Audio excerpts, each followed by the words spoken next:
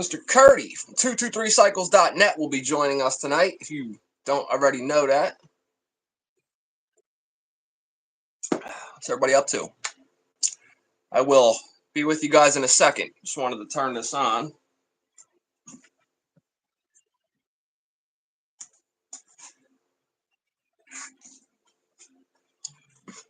All right.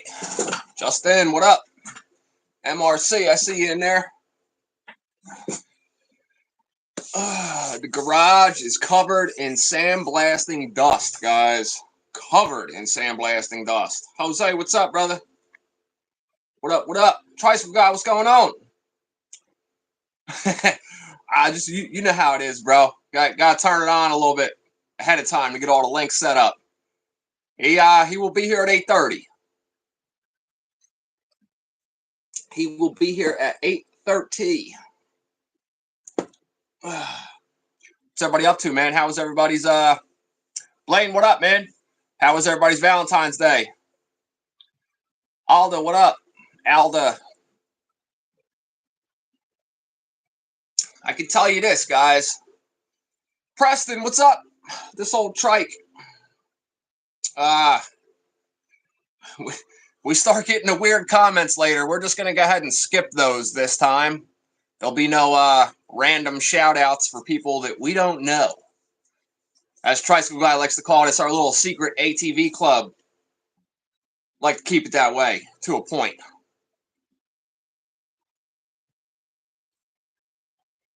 Slick Nick, what up?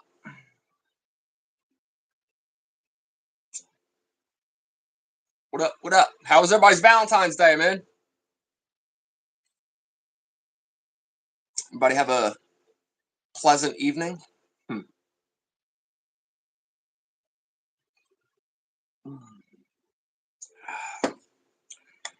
$350X project is coming along, fellas.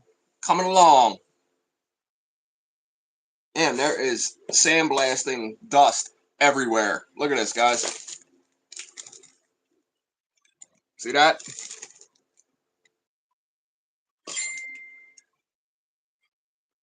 Curtie! What up? You know we're going to have audio. Oh, you're there. I hear you, LSR Banshee. I was just thinking I can't hear him, though. Hopefully it don't mess this up. Bear with me. LSR Banshee. You're early, man. Take your time. Hopefully it don't mess this up. Bear with me. LSR Banshee. You're early, man. Take your time. Hopefully it don't mess this up. Bear with me. LSR Banshee. You're early, man. Take your time. Oh man, it's double the audio. This ain't working. It's yours. It's not live on your end or live enough. Curtie, you gotta turn the volume down on the other screen that you're watching. Pull up your, or maybe where's the remote?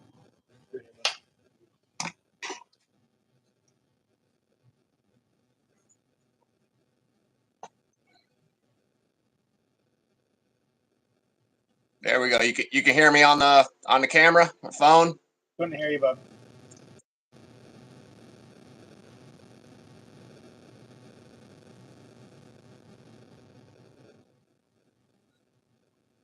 There we go. You can hear me on the camera, phone.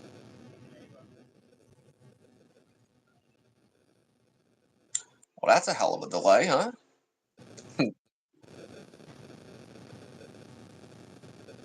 Bear with us, guys. Bear with us. So far behind. You just use your phone, Curtie. Use your phone. Crap, I don't know what to do.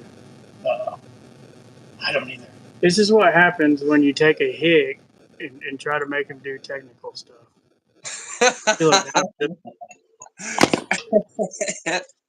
Hang on. It happens.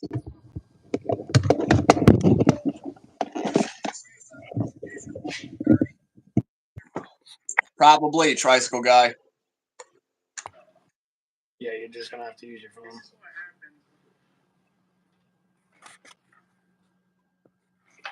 Well, we can leave that up for your comments. Okay, can you hear me now?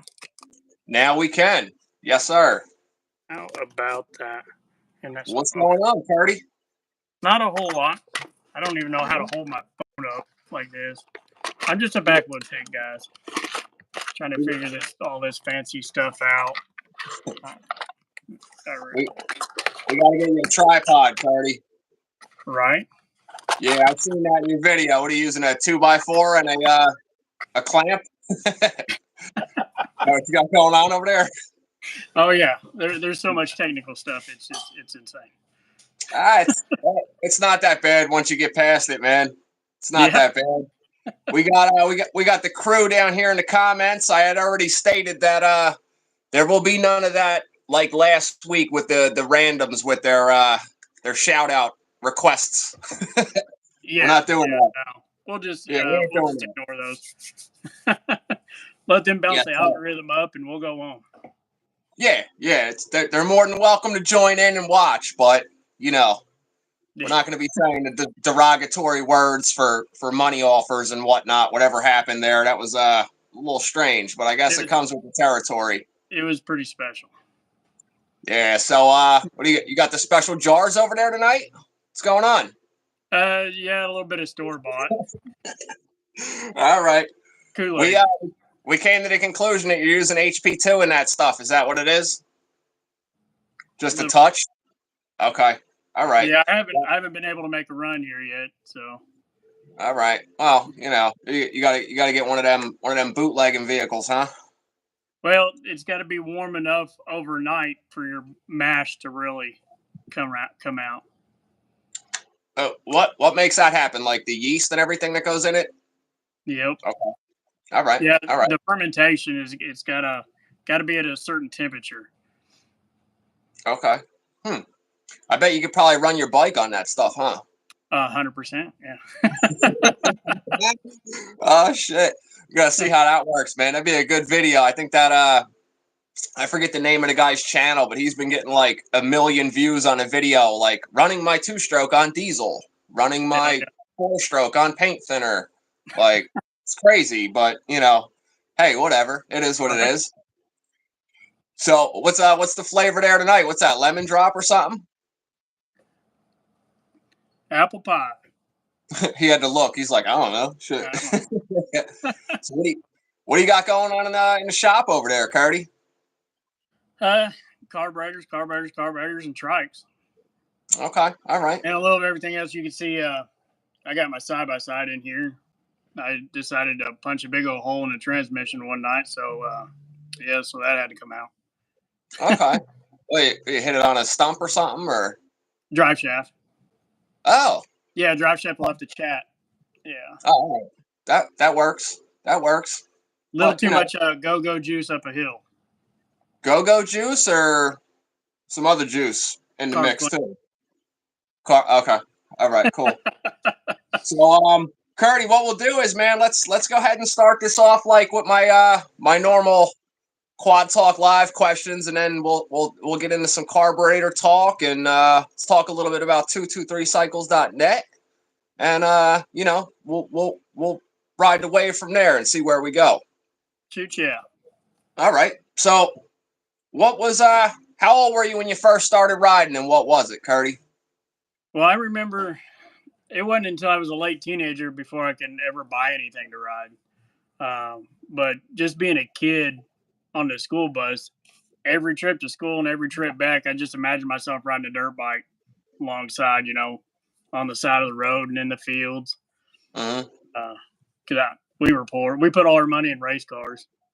So Wow. we grew up racing open wheel sprint cars and midgets and all that fun stuff. My family started racing back in 1919. Damn. Yeah. Okay. All right. What is it? 1919. What they still have what, like the steam engines and shit? 1919. What? No, Four cylinders? they had gas engines in 1919. They were open wheel midgets pretty much, and they called them small cars, big cars back then. It wasn't sprints and midgets, Okay. All but right. 4-cylinder cars and 8-cylinder cars. All right. And so what was the first thing you remember riding? Whatever a clapped out thing I could buy for $50. I think it was an old Honda 185. Okay, so a trike. No, it Well, was a well, motorcycle that I put dirt tires on and tried to treat it like a dirt bike. okay. Oh, what's it like the XL I got here in the garage? No, 185. street bike. 185 street bike. Okay. All right. Yeah, I'm Yeah, it not was too. gold and white. Man, that thing was a beautiful bike. And looking back on it now, I'm an idiot. Because it's such a nice bike, and I beat the crap out of it. I'm trying to ride out in the woods with all my buddies. Yeah, I mean, it happens, man. I got a lot of stuff that I wish I didn't do when I was younger too, and I'm sure everybody in the chat will agree to that too, unless they're just completely in denial. But you know, so what was your first nice bike that you bought yourself that like you really decided to take seriously or build or? Was race bikes, dirt bikes, and stuff like that. In my early 20s, late teens, early 20s. Um, MX bikes like an RM250. I got pretty much a brand new 99 RM250. I thought I was on top of the world racing in motocross. Yeah. I built a lot of nice quads, was big into quads, and raced a lot of GNCC, National Enduro, all that fun stuff. And then my brother got he found a 250R on Craigslist. And Okay. and he bought it, and we were riding around. I was like, man, I forgot these 3-wheelers are pretty cool. Because Yeah. growing up, I hated them. I mean, I absolutely hated them because all my buddies, they all had brand new, the brand new Banshees that come out and the TRX 250Rs and all these nice quads. And here I am with a $50 clapped out 250SX with electrical tape for the grips and duct tape on the seat. And I was like, I hate these 3-wheelers. I hate them. Yeah. And then I got older, and then I had really nice quads. And then my brother got that 250R, and I found me a 200X, an 83 200X, and fixed it and just rode the heck out of it that summer. And Okay. and it kind of then we started getting back into it pretty big. All right. About 2010. You still have the 200X? Oh no, I traded it for like a 30-06 rifle to deer hunt. Okay. All right. Yeah, I guess that works. Yeah. I guess you can go hunting like all year out there, right? Oh yeah. Yeah. Out here where I live, it's only a couple months out of the whole year. They have like they consider deer around here invasive pest is what they consider deer out here where I live. So they call it hunting out here. I call it trapping because like 50 of them line up by one side of the woods with shotguns, and then they all walk through the woods and drive them all, and then there's other hunters waiting there. But I usually know when that's happening because I go riding out in the woods and I'm like, oh shit, there's a bunch of orange shirts everywhere. I should probably not be wearing a black hoodie riding a 2-stroke through freaking woods right now. But whatever. So yeah, it's a big adjustment. See, I grew up in Indiana, right at Indiana, Illinois, right on the state line. Most of my family's from Illinois. But, deer hunting up there is a whole different world than deer hunting down here in Tennessee. I moved down here when I was 20 years old and had some buddies talk about deer hunting. I was like, yeah, let's go. Went, and I thought all these deer were sick because the deer up back home are all corn fed. I mean, they're huge. yeah. And you come down here in the mountains. Well, these are mountain deer. They're all tiny and skinny. Okay. All right. So they're all quick on their feet. We have the area I live in is kind of like known on the East Coast a little bit, like for deer anyway, because about 2 miles from my house, and it's the only place you see them like in all of New Jersey. There's a huge pack of albino deer that hang out, all white. Yeah, like you don't see them anywhere else. And there's like for some reason, I guess they're racist because they all hang out with each other, and you don't see a regular deer in there either. It's just all albino deer. It's crazy. They're just like, there'll be gangs of them, like 50, 60 of them, huge, big ass ones, bucks, female. Well, obviously there's, bucks and regular deer, but yeah, it was pretty weird, man. First time I saw it, I was like, wow, I didn't even know there was albino deer, man. It's crazy, and big packs too. No But kidding. so back on motorcycles here.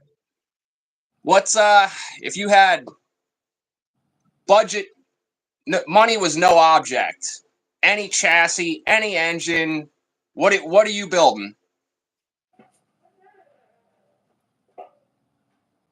That was pretty much my money no object build. Okay, all right. That's a big red, but obviously all black. Yeah, it's an '87 Big Red, and I'm right at about 15 grand in. Yeah, It's keep it's adding. funny how it adds up fast, man. It adds up.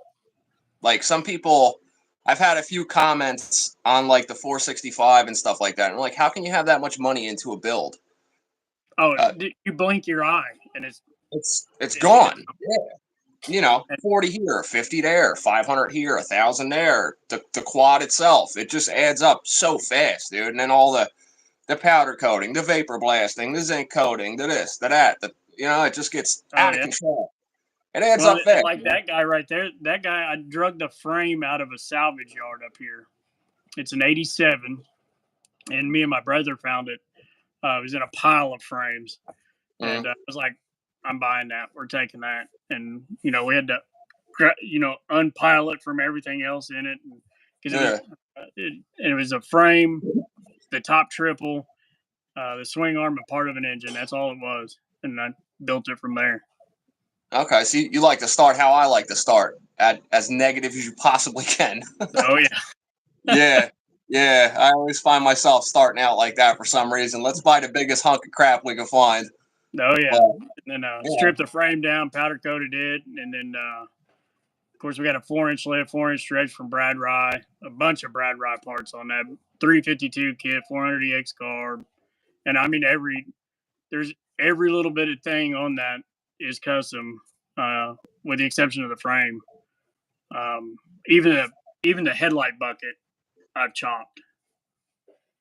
Well, like smaller height wise or width or all the way around? Smaller height. Okay, all right. So I got a slim LED light bar in it, and of course that kind of looks funky with a big tall headlight cage. So we chopped it down. All right. So I guess that already answers my next normal question. If you had 5 minutes to empty, you had to grab one bike and that was it. The rest of it you could never see again. I guess you're grabbing that one. No. My '87 250SX. Okay. All right. So what do they call that? The mullet of the 3-wheeler, right? Okay. Do everything, but not anything great. All right. So almost like a 400EX. Okay, I got it. All right. I've had a bunch of those too. Yeah, those are cool. But the 250SX, I've had that thing the longest. Right after I bought the 250SX and then sold that 200X, or traded it for a 30-06 rifle, and I have beat on that thing like it's owed me money for years. I mean, just not caring and just wearing it out and beating the crap out of it. It's hands down the most reliable machine ever created. That's a good analogy there, man. That's just like cars, dude. It's like you have a car, you don't care if somebody puts a door ding in or you never wash it. It's got the same oil in it for 2 years. It'll never let you down. It's just like girls, the less you care about them, the more you can't get rid of them. Now, I felt bad last year, and I kind of done a lipstick on a pig build. I put some new Jesse Meyer white plastics on it. Finally found me a metal tank. I went for 10 plus years with a plastic Clark tank on it that was on it when I bought it. And finally found a metal tank and completely painted it, done it all up, made it look beautiful. And then a week later, of course, I was wheeling it and came back on me and crunched it. But it's still on there. I mean, But new seat foam on it from seat and new shock and just went through it. But Okay. yeah, it's hard to beat a 250 SX. You can kind of play I, with it like a sport trike. I mean, it's no 350X or 250R, but it's semi-automatic shaft drive, so you can kind of lay back and just cruise around too. It's hard to beat a 250 SX. I've actually never ridden one of those. Never ridden one of those. I haven't. I see a couple pop up on Marketplace by me because even though I shouldn't be looking for other bikes anytime soon, I find myself looking on Marketplace almost every morning looking for stuff just because crazy stuff pops up here and there, and if you ain't one of the first people to see it, you ain't getting a deal around Yeah, here sometimes. But yeah, I've never rode one. I don't think I've ever even seen one in person around here, honestly.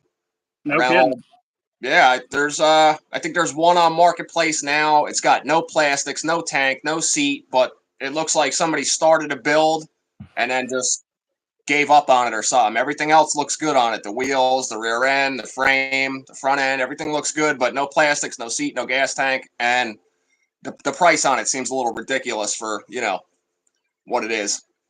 Oh yeah, But how much? I think it was $2,300. Mm, Yeah, no, I would think they're about a $2,000 bike complete, correct? For a decent one.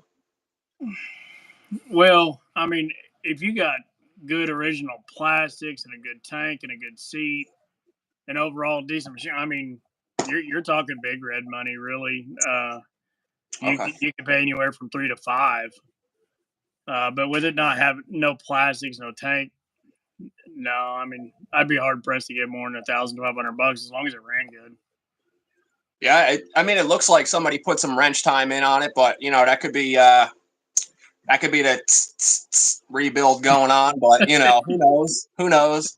It looks good in pictures, but so do a lot of things these days. Oh But yeah, we got everybody talking down here. We got Joe Piddington says I need to ride one. Yes, Dennis Brooks made it. Thank you, sir. This old trike Preston says, "Come to New York, Matt. You can ride every model." I tell you, In if you ride one, you're gonna like it. Especially if you get one, there's just a few little things you do to it to make it so much better. You take an 85 to 87 TRX 250 uh, rear end, unbolt it, bolt it right on the SX. It's almost a 3-inch stretch, which is the biggest downfall of the SX because they're, in my opinion, they're way too short. The Mhm. wheelbase is anyway, so it's kind of wonky. But you put that TRX 250 rear end on it, night and day difference, and 300EX shock, and then do Okay. the 300EX carb, best machine you'll ever have. Okay. All right. So TRX 250R or 250X rear? No, no, the TRX 250, the 4-track, so the utility machine. Oh, because it's shaft drive, right? Those? Okay. Okay. All They right. literally you unbolt it and bolt it onto the SX. And it's almost a 3-inch three-inch stretch. Now you have to play with the rear shock mount a little bit Okay. because of the angle, but it's easy. All right. About anybody can do it. So while we're on the topic of parts, Curtie, I always get a lot of questions about carburetors and stuff like that, and I usually always, well, not usually, I always direct people in your direction, man. What do you offer on 223cycles.net for people that don't know? What do you got going on over there? It's not just carburetors, right? Well, yeah, Mainly. not just carburetors. In the shop it's not just carburetors either. We do a lot of machine work. As a matter of fact, I can here in a few minutes I'll show you a big red that we're building for somebody. But genuine key and carbs from new key and PE carbs, PJ carbs, PWK carbs, of course the QB series carbs for the 300EX carbs, 400EX carbs, which are great upgrades for the stock 250 machines, and the 400 is a great upgrade for the 350X. And then of course we have the whole line of Makuni carbs as well. We're Makuni dealers. Really, I didn't know that. Oh yeah, Keen and Makuni. Okay, yeah, I had no clue that you did Makuni too. Honestly, I had a couple Makuni carbs here, and I'm like, I'm not going to put those in the box for the ones I'm sending your way. I didn't know that, dude. I was like, what am I going to do with these? I don't ride anything with Makunis on it. Yeah, What's we have a lot of Makunis. All right. What's your best seller?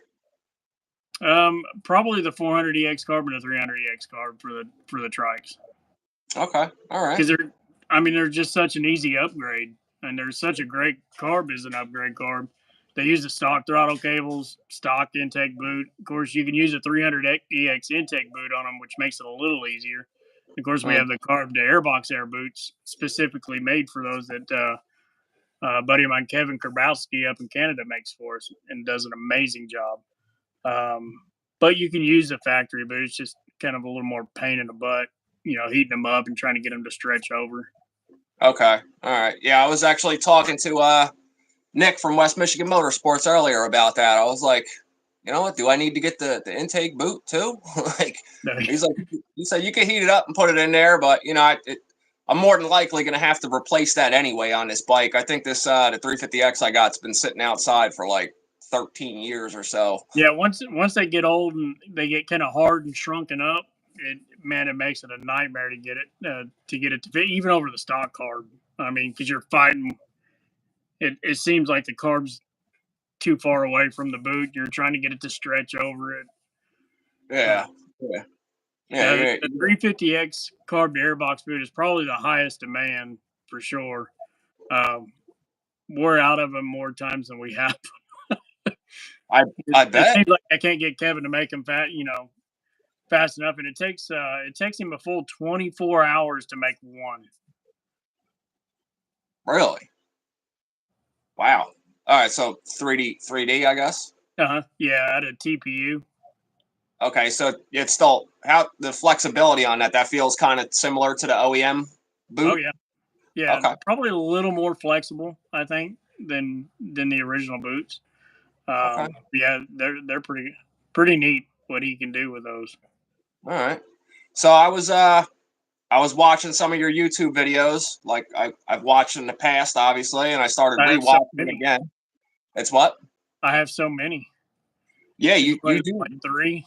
Yeah, you got a lot, man. So I was like, really? All right. Well, I guess I could watch these like all 4 times, and it's like you got 12. But so yeah, definitely notice you need a Everybody tripod. thinks Preston's videos are boring. Watch mine. It's how to build a carburetor. Who says Preston's videos are? Where's my baseball bat? Who says Preston's videos are boring, man? Hey, What I is love going on Preston's here? videos. But Preston's videos would probably be boring if somebody didn't know what a 3-wheeler was. You know, you got to know. I think Tricycle Guy called this Quad Talk Live. He said they called it our little secret. What'd you call it, Tricycle Guy? Our secret ATV club or quad club or something club. Uh-oh. All right. Well, he said they lower your blood pressure. Preston says, okay. But all right. So stock carbs, Curtie. You do a lot of playing around with the timing of the carbs and everything like that. What got you started into doing all this with carburetors, man? Being poor, That's how a being lot of young, things get started. being young, Necessity. being poor, and having to do it yourself. And Okay. then having my grandpa. Of course, my grandpa was born in 1903, and I lived with my grandpa pretty much most of my life until I moved down here to Tennessee. And so, um, he'd show me a whole lot of stuff on working on, of course, obviously engines, and carburetors and such, and how to clean them and get them back right. Okay. All right. So you just took to it. That was just like you said, out of necessity. I could totally understand that, man. I had to always buy all my own stuff, man. I think I was waiting tables at a pizza place that my buddy owned when I was like 10 years old. Then I was DJing at a bowling alley, and way before that, I was raking leaves and shoveling snow all the time to buy all my stuff when I was a kid. I remember buying my Oh, big wheel 80, yeah, I but mean, I remember being a kid and opening up a bicycle shop so I could work on bicycles. And now, mind you, my closest neighbor was a mile away. oh, Whose okay. bicycle am I going to work on? There was like 3 kids in the neighborhood that lived within 3 miles. Well, you at least had three, you know? And then by the time I got in high school and I got to working age, I had two jobs. So I can remember, especially towards the end of my high school career, I was varsity wrestling, varsity football, and I worked at Casey's General Store, which is a gas station, and Hardee's. Damn. All right. So you were just trying to stay busy bringing that coin in. I got you. There you go. I got you. All Yeah, and right. I've always done the two job thing pretty much most all of my life. I hear you. I was always more of a I'd rather I used to say this to my customers all the time. Because I would always do like my own type of thing on the side as well as going to work because I've been a plumber for like 22 years, 23 years now, 22 years now. And plumbing out here is kind of expensive, so it's like a good job to have. But you know, people would get several estimates from people, obviously, before they just commit to somebody. It's almost like a second opinion with a doctor or whatnot. And Hey, I I've always done. tell them, I'd rather give you a better price and get the job instead of give you a high price, not get it and get nothing. It's just how it is. But that's trying to steer away from doing that stuff anymore, man. But it is what it is. It's definitely I tell slowed you, I down. learned a long time ago in doing that because my day job is a lot in the construction, slinging stone, building stone and stuff, and masonry. Mm, Um, and I learned a long time ago, and especially when it comes to stuff like this and having a shop, don't sell yourself cheap. Be the expensive guy. It's okay to be the expensive guy. And it took me a long time to learn that because then it kind of weeds out a lot of the riffraff. yeah. And the jobs that you price trying to get the job and thinking I'm going to give them the best deal possible so I can get the job. Well, a lot of times that is the most headache jobs, hands Yeah, down, that's true. That's because definitely true. no good deed goes unpunished. So Mm, the more you try to do, the better you try to, then you realize, oh man, on this job, I barely broke even. Or I made less than minimum wage to get this job. And then you yeah. had to put up with so much because that client is such a high maintenance client that it's like Hmm. not even worth it. Yeah, I've had them too, man. I've had them too. I could definitely I get your point on that there. Absolutely. But yeah. Yeah, I could definitely see what you're saying there. I've had quite a few that are like I think all the times I've ever been in trouble in my life was because I was helping somebody else out too. I know that's a little different of a topic, but yeah, I could definitely say that, man. That's for sure. Anytime I ever got in like legal trouble was me helping somebody else out. But yeah, I could definitely relate to that in many different ways. So what else you got over there at 223cycles.net besides carbs, Curtie? What do you got? Well, we've got, all your brakes, cables, gaskets, shindy valves, shindy piston kits, stock piston kits, and a little of everything, really. Now, Okay.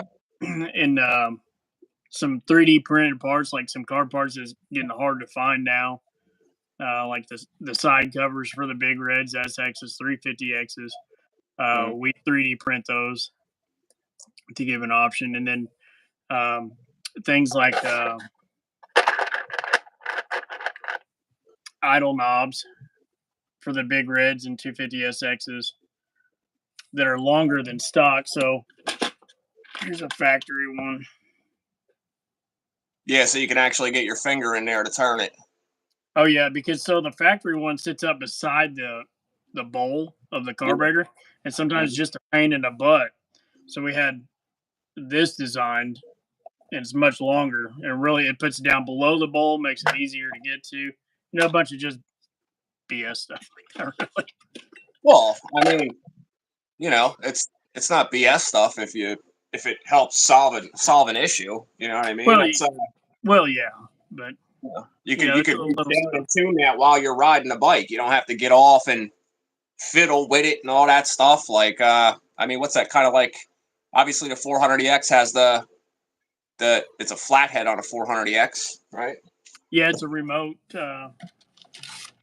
This guy right here, remote idle. All right. And then we have, of course, obviously, with cars, we have we're the biggest keister dealer in the U.S. It's You all guys are over there Japanese selling made. Keister, Curtie? You guys What's are over that? there selling Keister, bro? Oh yeah. Okay. What's going on over there in Tennessee, bro? All right, I'm sorry. I couldn't resist. Keisters. We like keisters. I couldn't resist. But Keister's a big It's a Japanese company. All the stuff's made in Japan, and it's a lot bigger across the pond in other countries. Where Shindy is really big here. That's more of just because of the suppliers like Parts Unlimited and Tucker Rocky. But what I really like about Keister is that they are more focused on the vintage market. So there's a whole lot more vintage options, a lot more vintage bikes, trikes, quads, a lot more kits available for those, and they'll generally come with more stuff. And we have a lot of pull with Keister. As a matter of fact, we had Keister make our own 250 Big Red and 250 SX carb kits. So we have an exclusive carb kit from Keister that is the most complete kit on the market. Okay, so if somebody doesn't want a jet holder. Okay, so if somebody doesn't want to go to a bigger carb on it, they want to keep their stock carb, you got them covered with rebuild kits for those too. Oh yeah. Okay, that's awesome. I still can't believe I had no idea that you dealt Mikuni too. I had no clue. I had no clue that you did that. Well, I mean, I never really get a Mikuni in, but I was thinking about it earlier when I was like rounding up all these extra parts carbs, and I'm like, nah, he ain't gonna want that. He ain't gonna want that. We're gonna put that in there. And people who want to have their Mikuni carb restored, I generally kind of steer them towards just buy a new one, because compared to a Kian carburetor, it's kind of like Ford Chevy, but the Mikuni carbs to buy new, pretty much for the price that I'd have to charge to restore, because it's so involved to restore a carb. The price I'd have to charge, they can pretty much buy a new one. All right. Yeah, I mean, I could see how that would add up. Obviously, well, yeah, the labor and everything in there too. So yeah. Yeah, you take a Yamaha Tri-Z250 carb, say an 85 carb. It's been around since 1985 and ran who knows how many hours on it. Of course, I'll spec them if they're within spec. I'll restore them. But you can buy that brand new Mikuni VM carb for about $150. Oh yeah, you can't. So it doesn't make sense, and I don't feel right to charge somebody $125 or $140 to restore their 1985 carb when the same carb is still available from Mikuni for $150. Yeah, well, it's mighty honest of you, sir. that would definitely be appreciated. I'd go for if it was the same exact carb and you were going for, you wanted to make the bike as close to stock as possible. I don't really think that's deducting from the stock feel of the bike. If you have the same exact carb on there, the carb's not serial numbered to the bike, right? So no, to a point. No, and Mikuni is a lot different than Kian. So Kian, you've got the numbers right above the bowl, and it'll tell you exactly what model of bike it came on, what year model, and which one.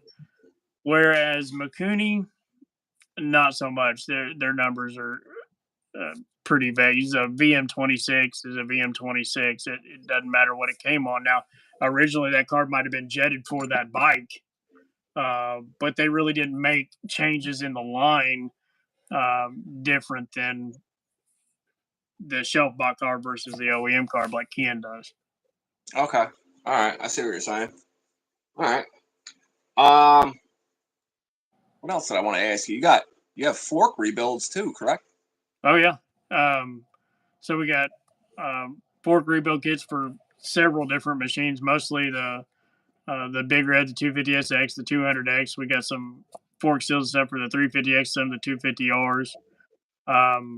We have Polo Sport. We've partnered up with Polo Sport, made a good relationship with them to make fork boots as close to OEM look as possible. Now, obviously, they're not OEM, and they look a little different because it's a different material, but the same size. So, the eBay fork boots you get, they're either way too small or they're way too big. They look huge on the machine. So we had them make us fork boots to specifically fit just like OEM does.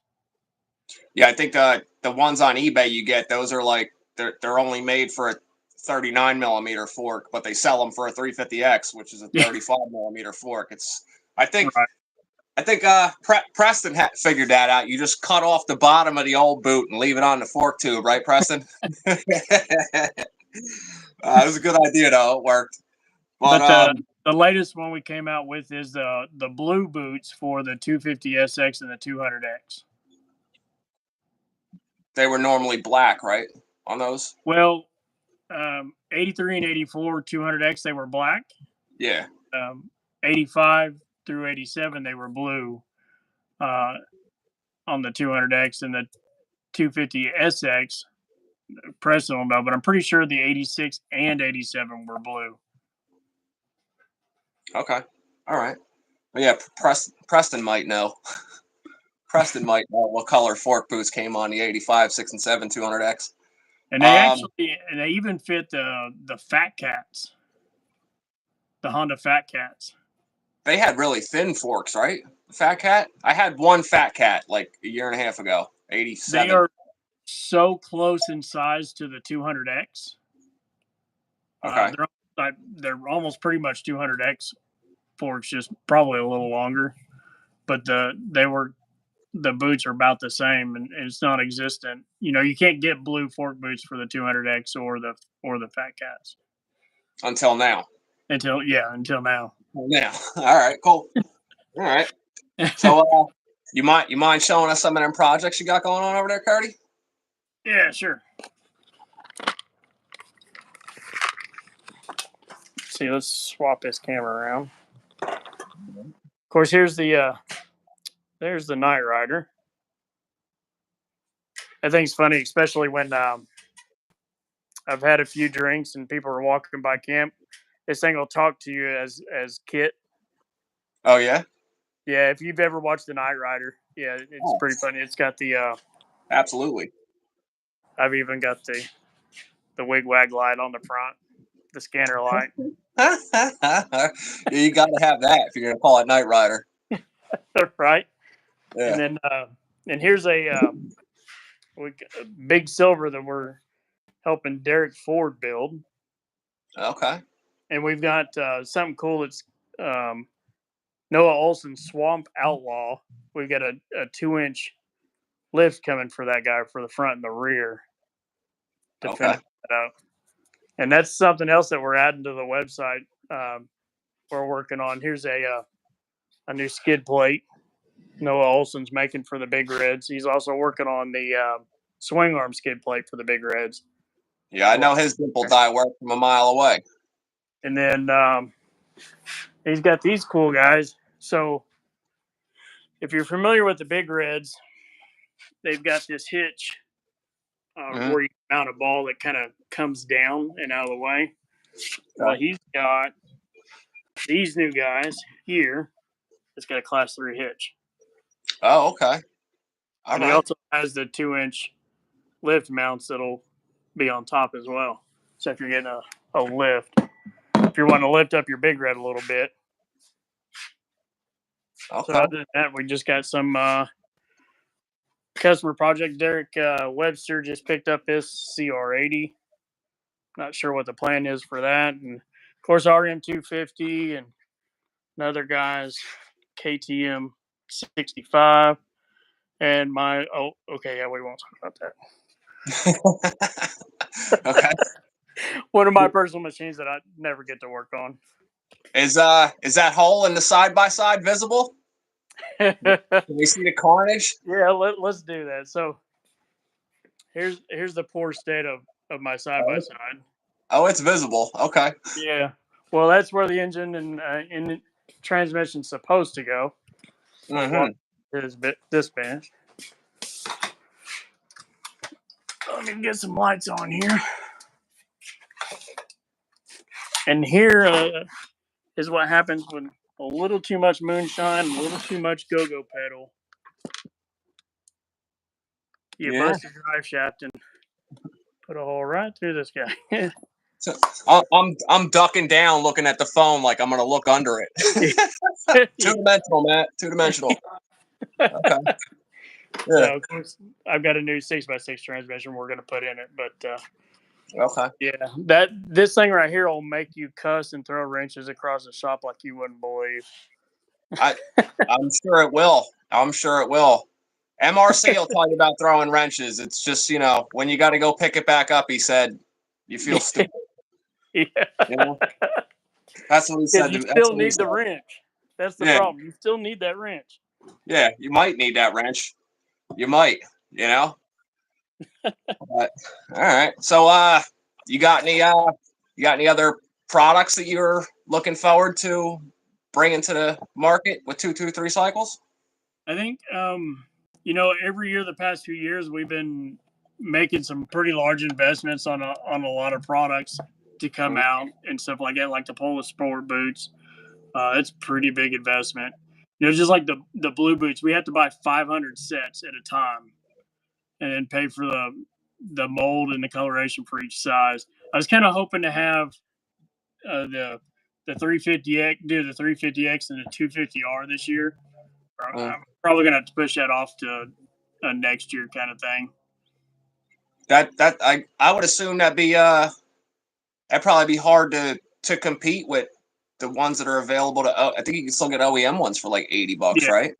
Yeah. And what what made sense about the 200X and 250SX is there is no OEM options available, and really no good options available for those machines, because all you had was the eBay, Amazon boots, and shoot, some of them are so big because they're meant for like a XR250.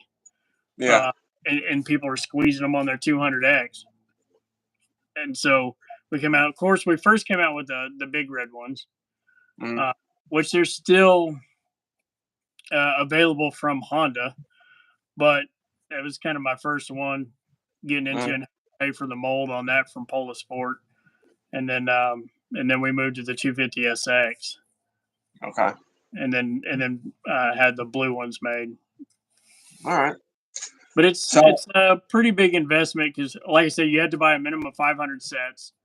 That's a lot of sets.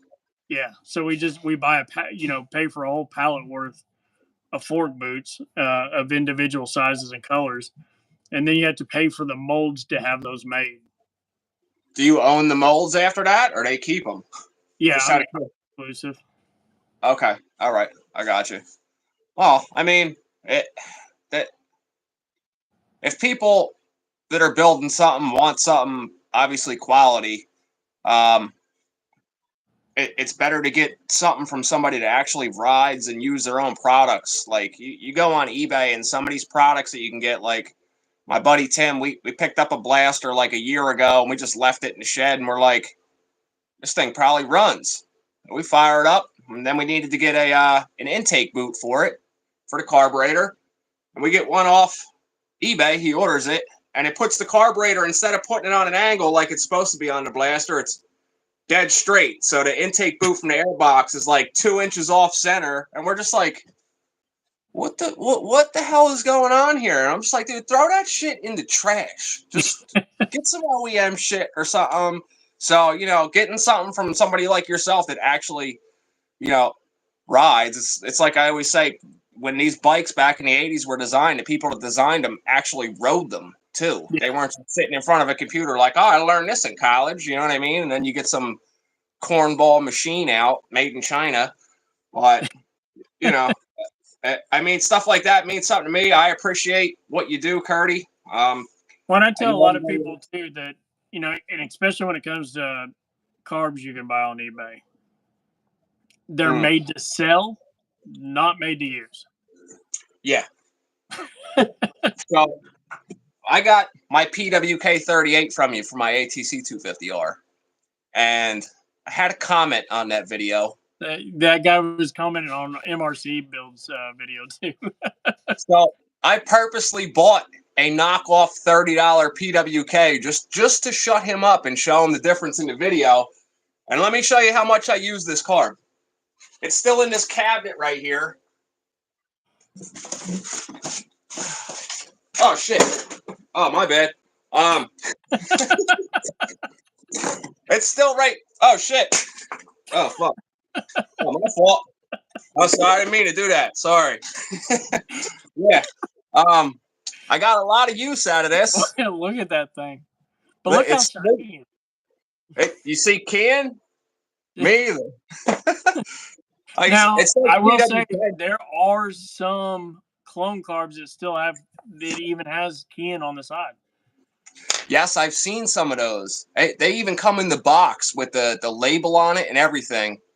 But so if you go ahead and pull that top plate. This will be helpful for some people here in the audience. Go ahead and pull the top cap off. Top cap? Uh-huh. Okay. Now, pull the slide out. Look at the very bottom of the slide where the needle comes out. There's nothing stamped there. Okay. Those slides are tunable.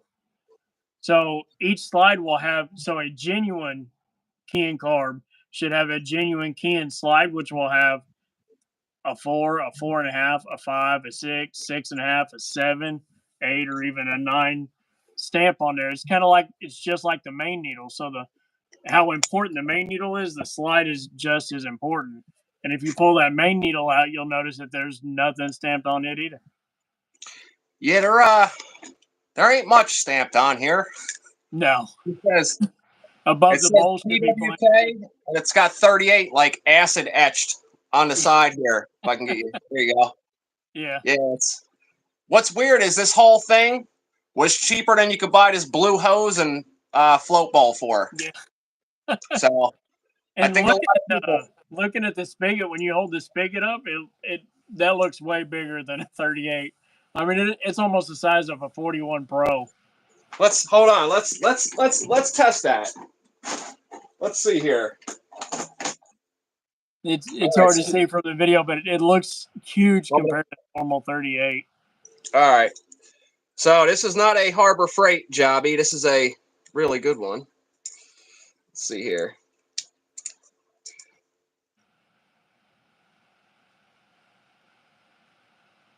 $37.88.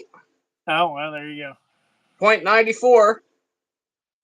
Might be smaller on one side. I think I dropped it on this part.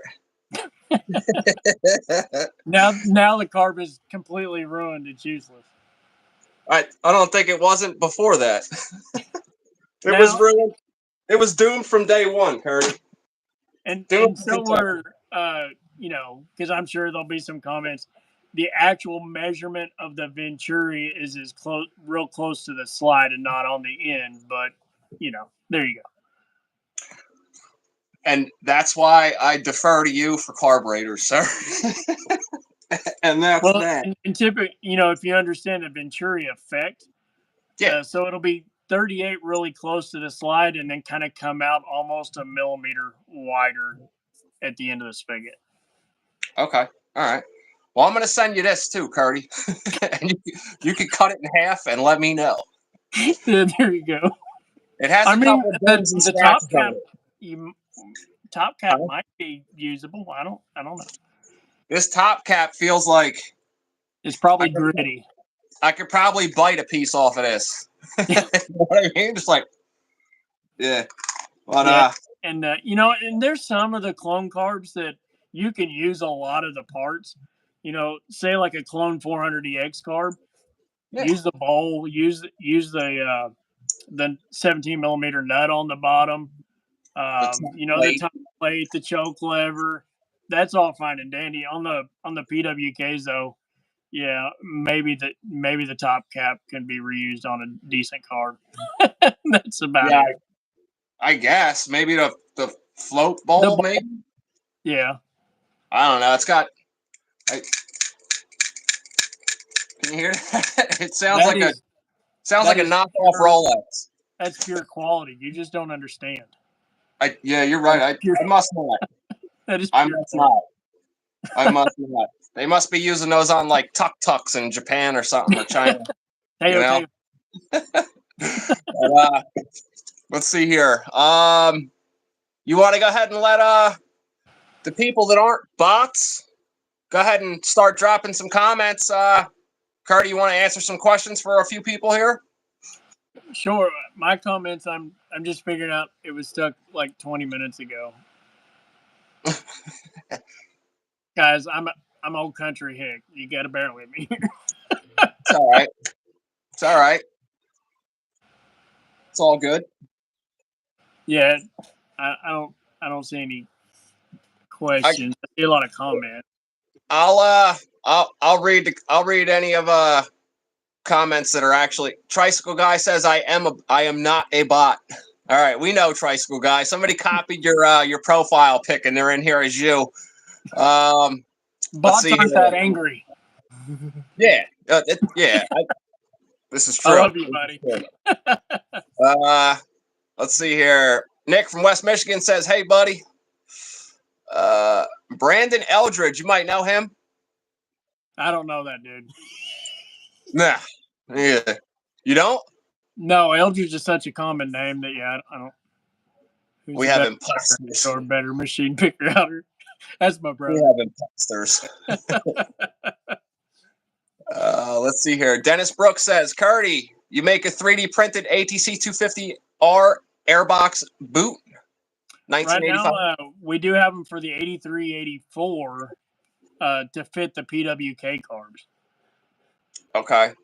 So he's talking to the boot that goes to the side airbox, the side inlet. For the 85. Yeah. Me and Kevin talked about that at Trike Fest last year. That's probably something we need to go ahead and work on for sure. Yeah, that was a hard part to find when I needed one. And Paul Kaufman, I'm not a bot. Paul's a pretty cool dude. He's got a page he runs. It's I believe 400EX pages. That's a pretty cool page on the Facebook. Okay. I believe I am a member of that page. Tricycle Guy said carburation and distillation. That's right. Okay. I don't know who someone is, but they said favorite part of your job. Helping people. Okay. I try to help as much as I can. Of course, it's hard to catch everybody. I kind of feel like sometimes, you watch a press conference with the president and he takes a pause for a second, then all of a sudden you have 20 reporters just screaming a question. It feels like my daily life. Yeah, I can relate. I can relate. And it feels like I cherry pick, but I don't. It's just. See here, we got Doc Team Wax Off Road. Haven't checked, but is it hard to get a choke lever for an 85 ATC 70? Well, I mean, they're not available new anymore. Of course, the carb is. You can still buy a brand new ATC 70 carb, and you can generally get them for around $150, like Rocky Mountain ATV. I haven't been able to strike a good enough deal with Honda to be able to carry those on the website. Unfortunately, I'm still kind of working on that, like I do with the 300EX or 400EX cars. But hopefully, in the future, I would definitely encourage just buy a new carburetor from Honda for the ATC 70. It'd be the best option, really. You get everything new slide that's not worn, new slide throw that's not worn out, and all the goodies that come with that. Okay, all right. King of the Hill says, Curtie, are you building a 350X in the future? Yes, looky there. I like what I'm seeing there. As a matter of fact, you're holding one of the parts that's going to help me build my 86 350X. Funny story about that is that my brother had this. He bought this 86 350X and bought a whole bunch of parts, carbon fiber, white plastics, all kinds of fun stuff. And it sat over here for quite a while. And I told him, I was like, I want to get that from you. And he's like, well, I tell you what, if you trade me a first gen ATC 70, so a 73 or 74, I'm like, where am I going to find one of those? No way. I'll just buy it from you. And sure enough, it wasn't but a few weeks later. Here pops up a 74 ATC 70 on Facebook Marketplace for $400 that That's ran. how it goes. That's how it goes. These people bought a piece of property. This ATC 70 was in a barn. They got it to run and then posted it on Facebook. I went and grabbed it, and I sent my brother a picture, and he's like, no way, no way. I'm like, yeah, so you still want to trade for that 86 350X? And he goes, yeah. So he gets over here, and he rides it around, and then I tell him that I gave $400 for it. Hey, man, it doesn't matter. It's a deal. It doesn't bought matter. me a 86 350X, but yeah, I've got it down to the frame. I got to add the gusset kit. I'm hoping to do that here in the next few weeks, and then a 400EX rear end that somebody's helping me out with. Thanks, Bubba. No doubt. Such more options as far as shock options, aftermarket, and axle, and all the other fun stuff. So it's gonna be a fun build. All right. Yeah, that's I know you're gonna end up having to shave it down, but I think a little bit, but it's not really a whole lot. The biggest thing is the mount on the frame for the shock linkage. I got that cut off already for you. Look at there. You're my buddy. So 350X. Yeah, it's so close. So close. You really don't shave a whole lot off at all. Nah, it's almost like you just take that nipple off. Lou Batello will tell you exactly down to the 100th of an inch what comes off of this. He will tell you. I got him on speed dial. I'll have a lot of questions building this 350X for sure, because he's definitely the go-to on that. Yes. His name is Mr. 350X to you, sir. And he helped me out with a tank for it, because the tank that was on it was just it wasn't savable. And Lou helped me out with getting a tank for that thing. Of course, that was 2 or 3 years ago.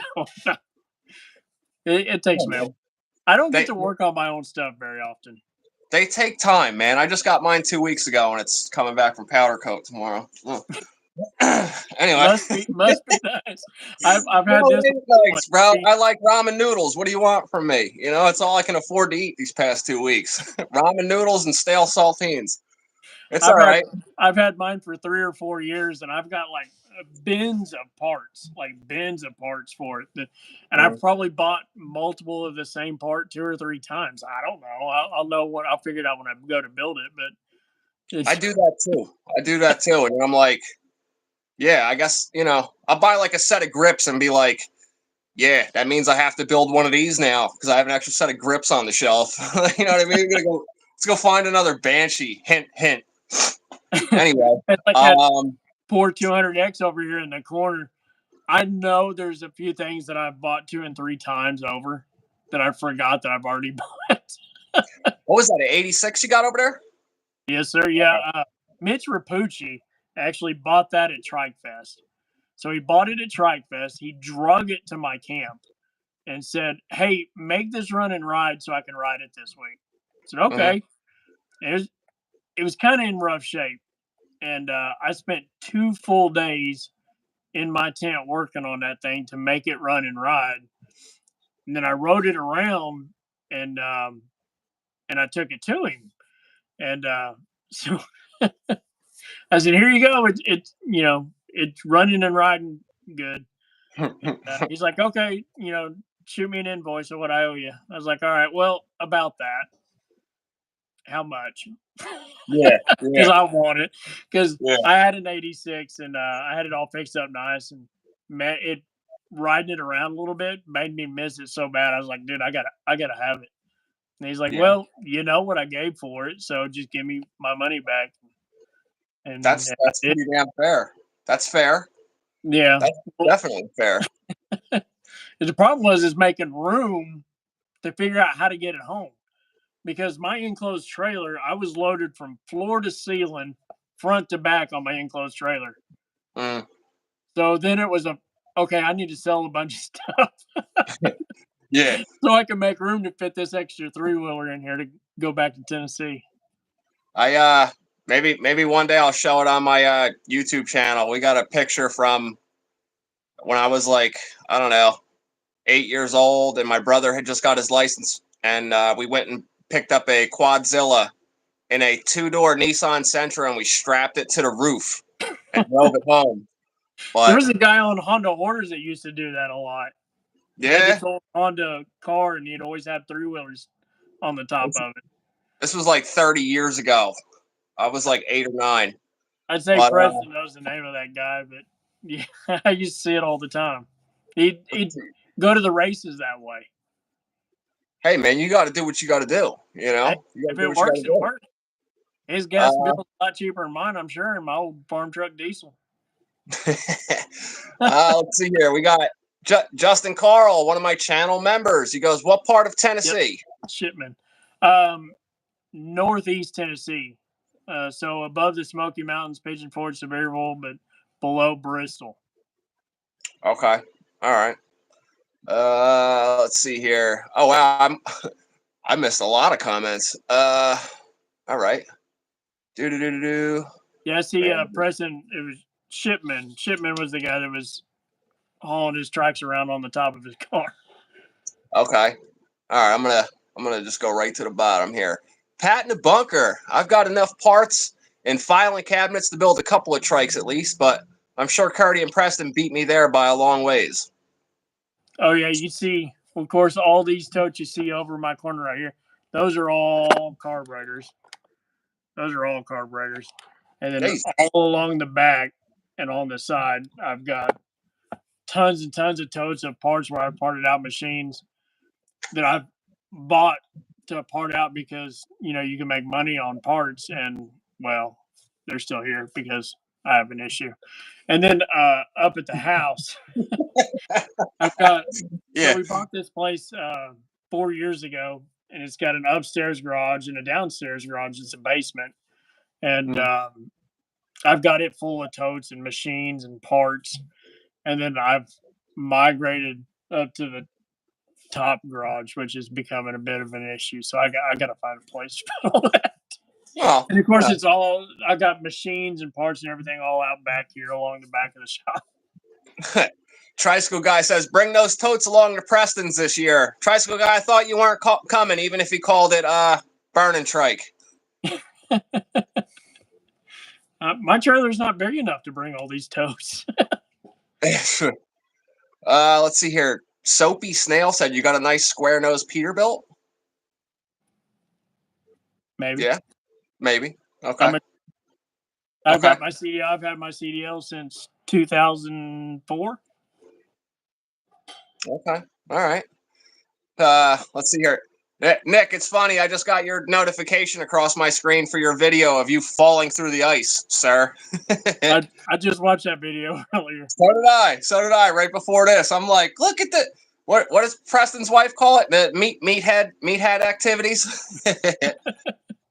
Let's see here. Preston's I won't miss. Trike Fest I ain't going. Okay. All right. Cool. Well, I'll see you there. You going to Preston's this year, Curtie? Oh yeah, yes sir.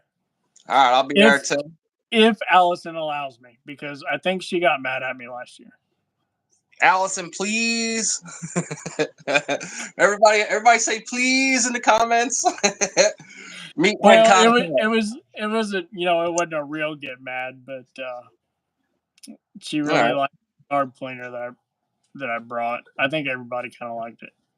Well, but yes, anyway. you're sweet. I mean, let's see here. About that. Ryan says, "Do you like 400EX shocks on a 250R or cut down 450R shocks?" I wouldn't. I wouldn't know anything about that, unfortunately. I'd prefer the regular 250R shocks. TRX 450R shocks actually go right on a 250R, but Let's see here. Nolan, no, we're not doing that this time. West Michigan Motorsports says, Allison, please. I'll have to get Emily's daughter saying please. It's she'll let you go if I do that.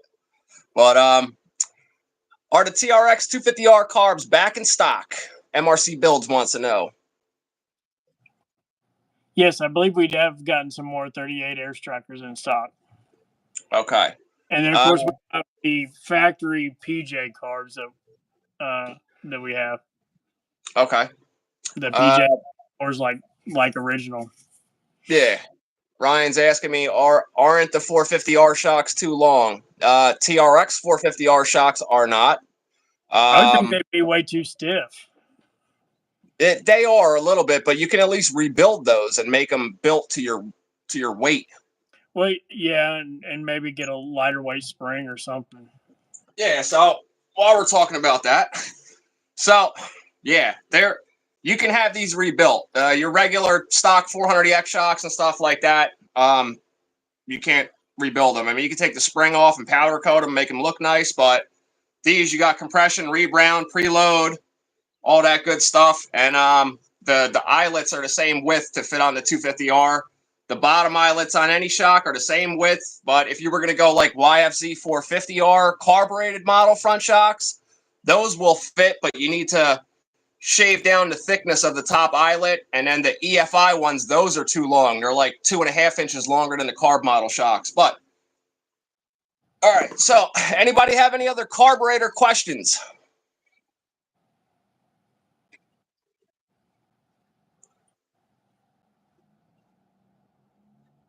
He sounds like KKK. Man, these people, some of these. Yeah. All right. Well, I guess if I asked one way back. I'm sorry, Dennis. I didn't see your thing. Trolling. That's all. Okay. Not here. Obviously, big thirsty. Apparently, you need to find some better activities to do something with your time. You ain't living right. So you just ain't living right. Yeah, get your life together, bud. You know, trolling's for fishermen. Dennis, what was your question, bud? Jose says, "What do you think about boring stock carbs for airflow?" That's a good question. Depends on the carb. So Okay. carbs like the PWK, you could bore those out. Some of the Makuni carbs, you have to be careful because of the mixer screw or the metering needle for the low side. If you bore them incorrectly, it causes a whole lot of issues. Basically, it makes them to where they don't want to idle. There'll be a wide open carb, but when it comes to the low range to low mid range, they're not going to run very good at all. Okay. All right. Well, all right, Curtie. I appreciate you coming on, bud. I was trying to wait for Dennis's comment to pop back up. There is so Pat in the bunker. Any difference between the 86 TRX 250 versus the 250 Big Red in carbs need a kit? Yes, there is a difference. So basically, it's pretty much the same carb. So your 86 250 Big Red carbs are going to be QA 07A or the 08A, which is the 250SX Big Red, and the TRX carb is going to be the 09A. The only difference between those carbs are the primary circuit. So there's a little primary nozzle in the Big Reds and the 250SX that you will not have in the TRX 250. And they're also jetted a little different to compensate for that.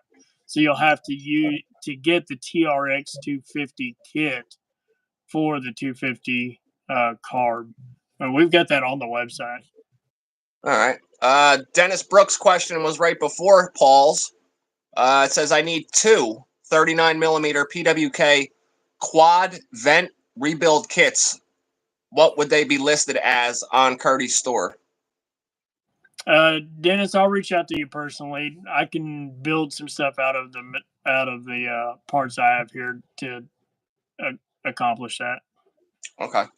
All right. I'm assuming speak to Dennis. I have his info if you need after this, Curtie. If you don't, Yeah, he's a yeah, I'm familiar with Dennis. He's a previous customer, so I've got his info. I'll reach out to him in the morning there. okay, cool, 300 cool. DX carb need to be rejetted for a big red 250. Yes. Paul Kaufman, 300 DX carb does need to be rejetted a bit for the big red 250 or the 250 SX. It's going to depend on obviously elevation, where your elevation is, and what, if any, mods are done to the big red 250. If it's bone stock and it's below 2,500 foot elevation, meaning stock exhaust, full stock air box with the lid, no holes in the lid, you're going to want to be at a 125 main and a 38 pilot. You're also going to want to set that fuel screw to right about 2 3/8 turns out. Okay, all right, that's good info there. Alda said, I got a question. Do you think carburetor makes more power than EFI? I see a lot of people swear by it that do EFI to carb swaps. So really that comes down to the guy doing the tune on the EFI. The EFI will make more power because you can adjust so much more like ignition timing. When it comes to a true EFI system, you can adjust the ignition timing and all of your air fuel ratios throughout the rev range, where there's not as much control with just the carburetor. But that makes a big difference on who's tuning that, who's messing with that laptop, adjusting their air fuel ratios at different throttle positions and ignition timing. It comes down to the person behind that keyboard to do that to make it better than the carburetor. And the same goes for the carburetor. It takes the right person to know what they're doing and where the carburetor controls at what throttle rate to make those adjustments to make it right. All right. Let's see here. Dennis Brooks, I need 230. Oh, sorry. We already addressed that. Let's see here. Bailey, can you guys build me something, please? Have a nice budget and reach out. So he's going to build like a bike or something? I'm assuming so. That's what we're talking about here. Yeah, I guess I would so. assume. I would assume.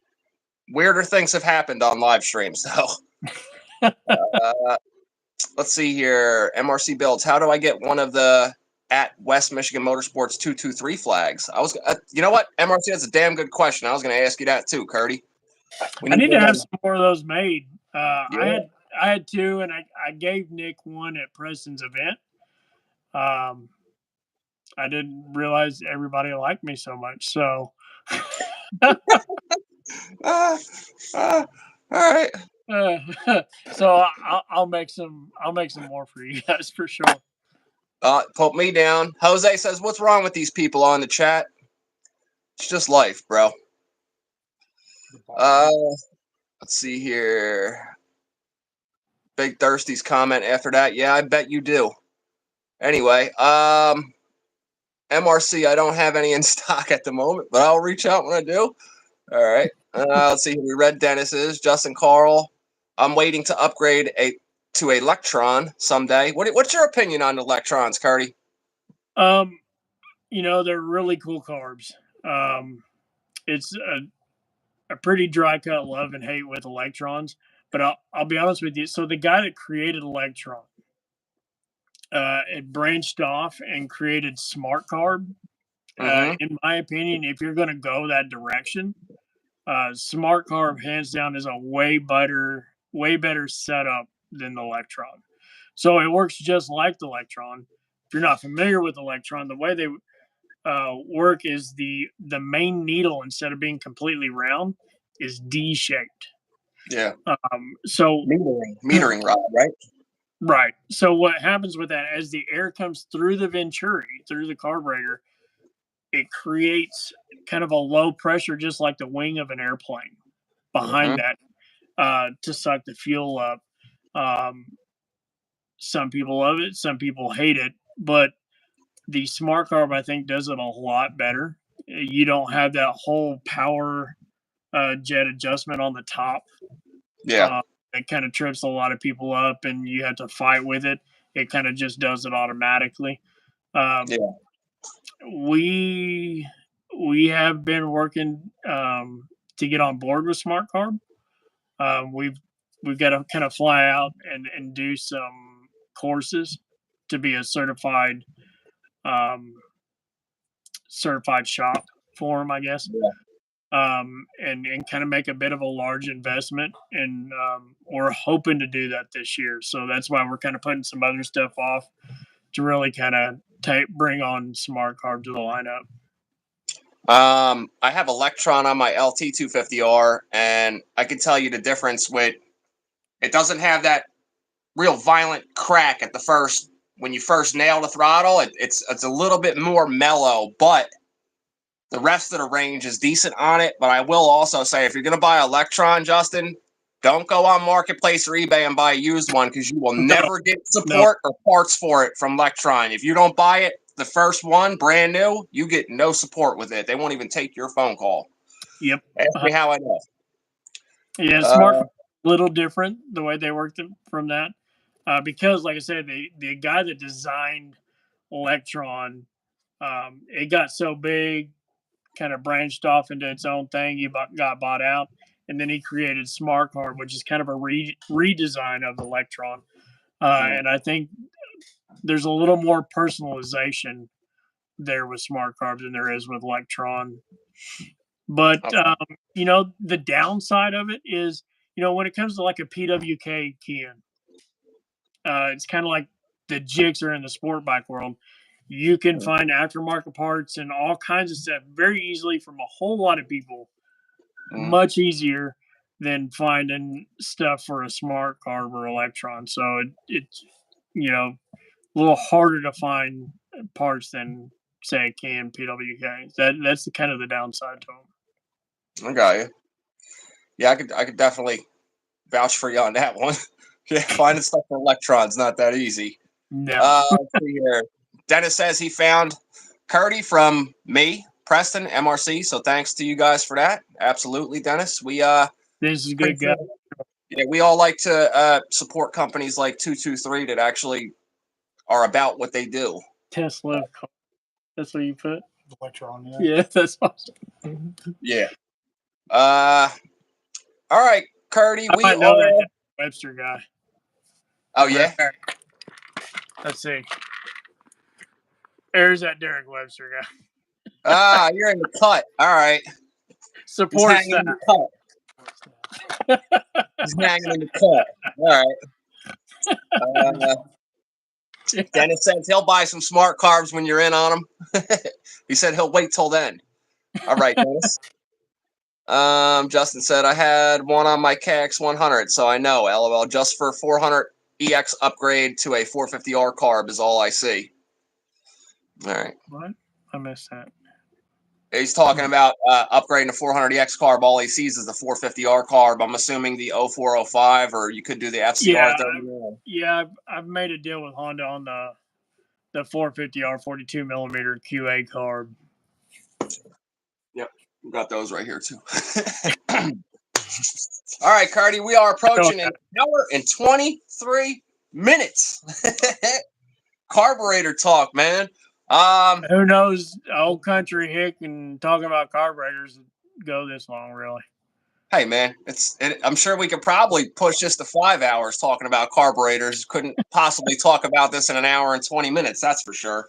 Yeah. But I'd like to thank you for coming on, man. And as everybody else, I'd like to invite you back one of these days, and in a few months, and we'll see what other stuff you concocted that's not in a still. Well, all right, and in a still, who knows? But hey, yeah, for sure. Yeah, we'll do it again. Definitely. Cool, man. And I appreciate. Maybe next time I'll have my crap together here, and now that I'm experienced, it'll be a little better next time. Plus, right. I'm gonna, my goal this year really is to be better at getting some more videos out for the YouTube on our channel. And really, it's a lot different than what, like, you and Preston and Tricycle Guy and Nick and MRC Builds do. Mine's more of, when somebody messages me, how do I do something? Here you go. Here's a video on how to do this to this carb and that carb. Yeah. So kind of a little different thing, I guess. Backwards, demand, then supply. Absolutely. I got you. No, that works out good, man. And then for everybody here that does not know, Curtie does have a YouTube channel, guys. He has 3 videos out. 3.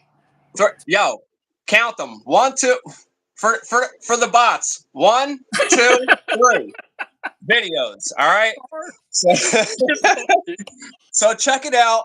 It's 223 cycles on YouTube. If you just put 223cycles.net, you're gonna see my face a lot because I've talked about you a lot on a lot of my videos, but you will find him in there, and it's the same logo that you've seen on the thumbnail for this video, guys. So go check it out. Subscribe to his channel. Smash the like button, and we'll see you in do better this year about getting more carbs out there. Carb videos, anyway. We'll see you in video number 4 then. Next year. No. We're only in February, bro. Come on. Come on, bro. He's like, we'll see you when we're advertising for the ATC 250R intake boots, 85, 86. There you go. All right. Thanks for coming on, Curtie. I appreciate it. And yeah. I'll talk to you later about. Thanks, Greg. Love you, buddy. See you. Later, Curtie. Peace. Even old Greg, Jim.